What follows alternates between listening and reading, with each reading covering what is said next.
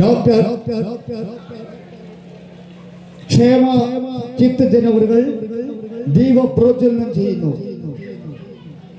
എല്ലാ ഭക്തജനങ്ങളും എല്ലാ കമ്മിറ്റികളും ഈ തദവസരത്തിൽ ശ്രദ്ധ ഉണ്ടാകണമേ. എല്ലാവർക്കും അനുഗ്രഹം ഉണ്ടാകണമേ. ചൈതന്യവത്താക്കി തരണമേ. ഞങ്ങളുടെ പ്രാർത്ഥനകൾ കേൾക്കണമേ. ആഗ്രഹം സഫലമാക്കി തരണമേ എന്ന പ്രാർത്ഥനയോടെ എല്ലാവരും ഭഗവാനെ വിളിച്ചുകൊണ്ട് പ്രാർത്ഥിച്ചുകൊണ്ട് ഈ മഹായജ്ഞത്തിന് സപ്താഹയജ്ഞം ഒരു വലിയ യജ്ഞമായി മാറുന്നതിന് എല്ലാ ഭക്തിയുടെ മകനീയ നാമം കൊണ്ടും പ്രാർത്ഥന കൊണ്ടും സഹകരണം കൊണ്ടും സഹായമായിട്ടും ഉണ്ടാകുവാൻ അഭ്യർത്ഥിക്കുന്നു.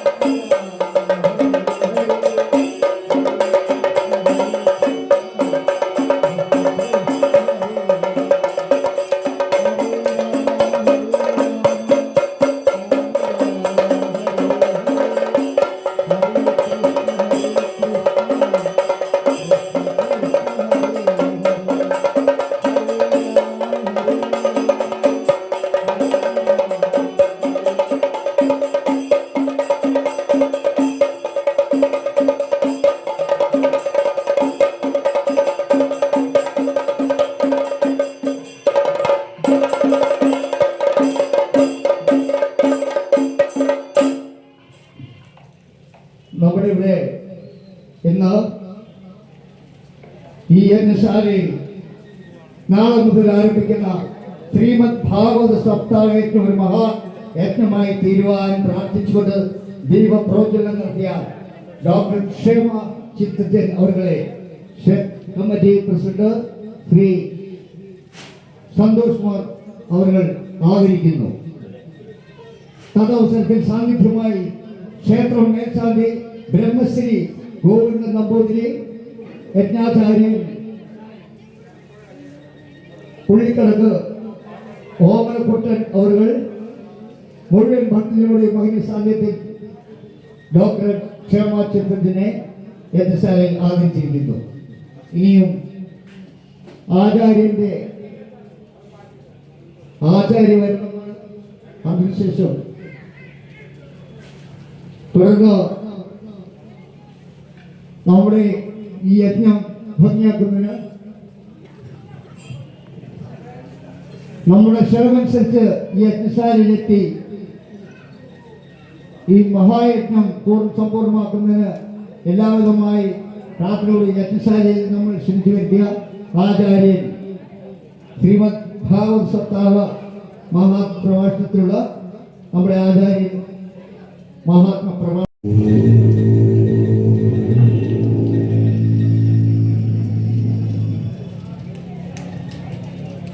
ഓം ഗം ഗുരുഭ്യോ നമഃ.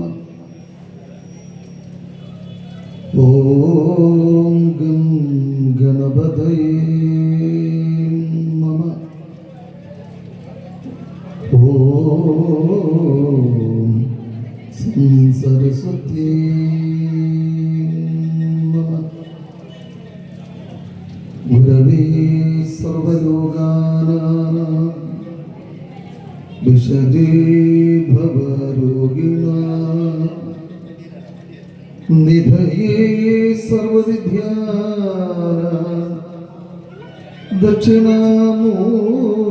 ദക്ഷിണാമൂർത്തയേ നമോ നമഃ. ഗജാനനം ഭൂതഗണാതിസേവിതം കവിത്തജം ഭൂവനസാരഭക്ഷിതം ഉമാസുതം ശോകവിനാശകാരണം നമാമി വിഘ്നേശ്വര പാദപങ്കജം.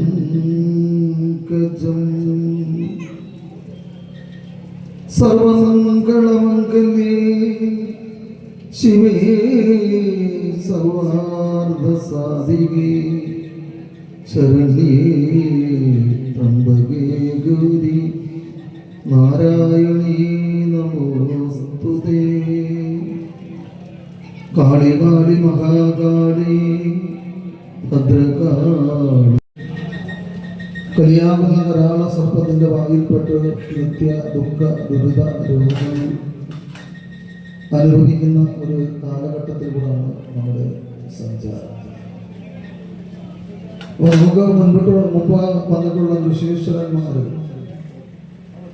കലിയുഗത്തിൽ വേദവ്യാസ ഭഗവാനാൽ വിരചിതമായിരിക്കുന്ന 18 പുരാണങ്ങളിൽ പ്രഥമസ്ഥാനം വഹിക്കുന്ന ശ്രീമദ് ഭാഗവതം യജ്ഞരൂപേണ നടത്തിയ സച്ചിദാനന്ദ സ്വരൂപനായിരിക്കുന്ന ഭഗവാന്റെ എല്ലാം വകമഴിഞ്ഞ കാരുണ്യവും അനുഗ്രഹവും നമുക്കുണ്ടാകും എന്നാണ് ഇതിന്റെ മഹാത്മ്യത്തിൽ കൂടെ സൂചിപ്പിക്കേണ്ടത്. നമുക്കറിയാം, ഇന്ന് ചെറുതും വലുതുമായിരിക്കുന്ന എല്ലാ ക്ഷേത്രങ്ങളിലും 18 പുരാണങ്ങളെ ചിത്രീകരിച്ചുകൊണ്ടുള്ള ശ്രീമദ് ഭാഗവത സപ്താഹം ജ്ഞാനയജ്ഞം നടന്നു വരുന്ന ഒരു കാലഘട്ടമാണ്. ഒരർത്ഥത്തിൽ ഇന്ന് സപ്താഹയജ്ഞം നടത്തുമ്പോൾ ആ യജ്ഞത്തിൽ ഏറ്റവും കൂടുതൽ പ്രാധാന്യം അറിയിക്കുന്നത് ഭഗവത് കഥകളെ കേൾക്കുക എന്നുള്ളതാണ്. വേദവ്യാസ ഭഗവാൻ രചിക്കപ്പെട്ട ശ്രീമദ് ഭാഗവതത്തിൽ ആദിമൂല ശ്രീ പരമാനന്ദ സ്വതയിൽ നിന്ന് ആദരാൽ ഉണർന്നിഴിഞ്ഞിടുന്നൊരു അമൃത്.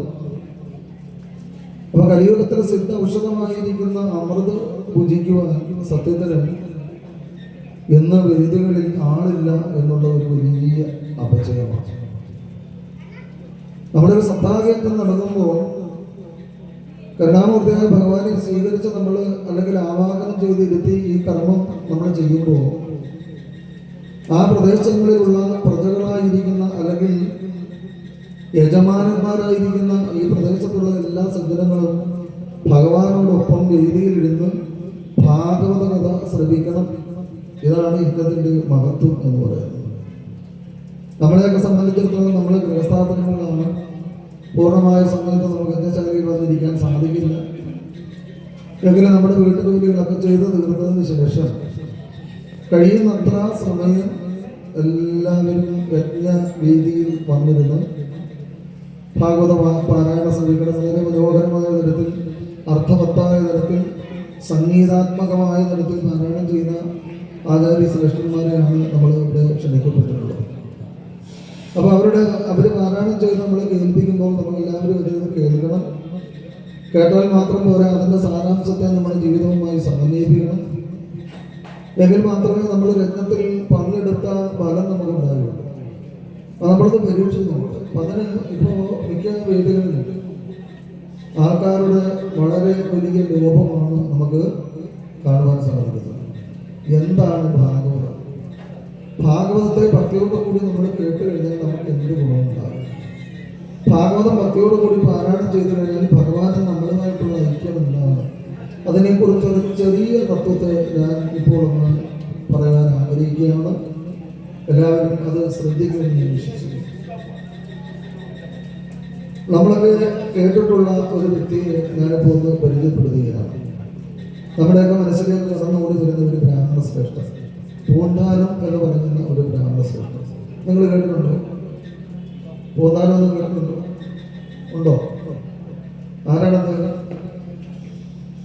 സാക്ഷാൽ കലിയുഗത്തിലെ വൈകുണ്ഠമാകുന്ന ഗുരുവായൂരപ്പന്റെ ഉത്തമ ഭക്തൻ. കലിയുഗത്തിലെ വൈകുണ്ഠമാകുന്ന ഗുരുവായൂർ ക്ഷേത്രമാണ്. സംശയം ഉണ്ടാകുന്നെങ്കിലും ഇല്ല. നമ്മുടെ ഈ യുഗത്തിലെ വൈകുണ്ഠം എന്ന് പറഞ്ഞു കഴിഞ്ഞാൽ നമ്മുടെ ഗുരുവായൂർ ക്ഷേത്രമാണ്. അപ്പൊ അങ്ങനെയുള്ള ഗുരുവായൂർ ഭഗവാന്റെ കൺകിഴിയും കൃഷ്ണ ഗുരുവായൂരപ്പ എന്നാണല്ലോ നമ്മൾ വിളിക്കുന്നത്. ഭഗവാന്റെ ഒരു ഉത്തമ ഭക്തനാണ് ആര്? ഈ പൂന്താനം എന്ന് പറയുന്ന. അദ്ദേഹത്തിനെ സംബന്ധിച്ചിടത്തോളം തന്റെ ബ്രാഹ്മണ്യമായ കർമ്മങ്ങൾക്ക് യാതൊരു ചുതിയും സംഭവിക്കാത്ത തരത്തിൽ കൃത്യമായ ഈശ്വര കർമ്മങ്ങൾ ചെയ്യുന്ന ഒരു പുണ്യപുരുഷനാണ് ആര്? ഈ പൂന്താനം എന്ന് പറയുന്നത്. അദ്ദേഹത്തിന്റെ ജീവിതത്തിൽ ഒരു വലിയ സങ്കടമുണ്ടായി. അദ്ദേഹത്തിന് സന്താനമുണ്ടായി. 10 ദിവസത്തിനുള്ളിലായിട്ട് സന്താനം മരണപ്പെടുകയും ചെയ്തു. പിന്നെ ഒരു സന്താന സൗഭാഗ്യം ഇല്ലാതെ വളരെയധികം ദുഃഖം അനുഭവിക്കുകയാണ് അദ്ദേഹം. ഏറ്റവും കൂടുതൽ ദുഃഖം ആർക്കാണെന്ന് ചോദിച്ചു കഴിഞ്ഞാൽ അദ്ദേഹത്തിന്റെ പത്നിക്കാണ്. കാരണം പൂന്താനത്തിനെ സംബന്ധിച്ചിടത്തോളം പൂജാതി കർമ്മങ്ങളൊക്കെ കഴിഞ്ഞാലും സാക്ഷാൽ ശ്രീ ഗുരുവായൂരപ്പന്റെ തിരുനടയിൽ വന്ന് ഭാഗവതം പാരായണം ചെയ്യുന്ന ഒരാളായിരുന്നു ആരും പൂന്താനം തിരുമേനി.